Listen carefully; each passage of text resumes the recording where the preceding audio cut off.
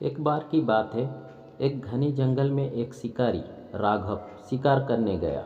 वह बहादुर और चालाक था, लेकिन उसकी नज़र केवल अपने लाभ पर रहती थी। उसी जंगल में एक शक्तिशाली और समझदार बाघ शेरू रहता था, जिसे जंगल के सभी जानवरों का सम्मान प्राप्त था।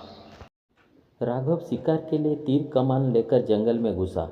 अचानक उसकी नज़र एक हिरन पर पड़ी।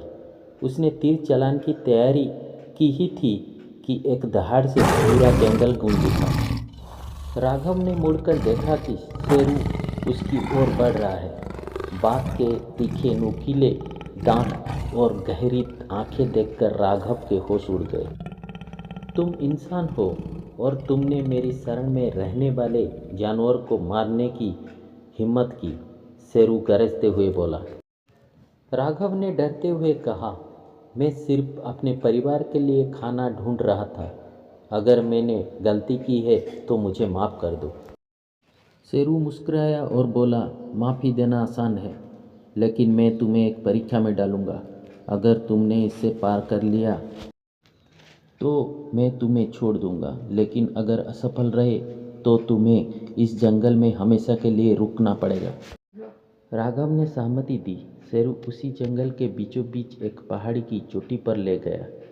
वहाँ एक पतली लकड़ी का पुल था, जो गहरी खाई के ऊपर लटक रहा था। शेरू ने कहा, तुम्हें इस पुल को पार करना है, लेकिन याद रखना, यह तुम्हारी चालाकी नहीं, तुम्हारे इरादे की सच्चाई पर निर्भर करेगा।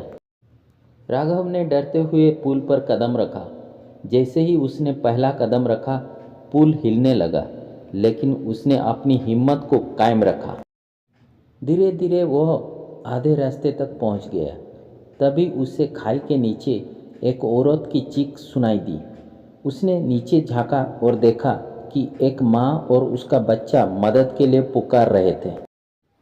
राघव के पास दो विकल्प थे, या तो वह अपनी जान बचाकर पुल पार करे या अपनी जान जोखिम में डालकर उन्हें बचाए। थोड़ी देर तक सोचने के बाद उसने साहस जुटाया और खाई में कूद गया। किसी तरह वह माँ और बच्चे को सुरक्षित ऊपर ले आया। शेरू ने यह सब देखा। वह पास आया और बोला, आज तुमने अपनी स्वार्थी प्रवृत्ति को परे रखकर दूसरों की मदद की। यही असली इंसानियत है।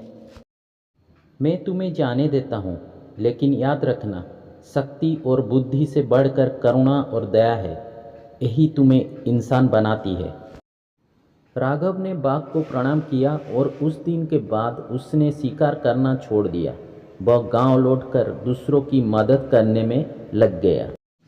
एक कहानी से हमें ये सीख मिलती है कि शक्ति और चालाकी से अधिक मूल्यवान है दूसरों की मदद करने की भावना।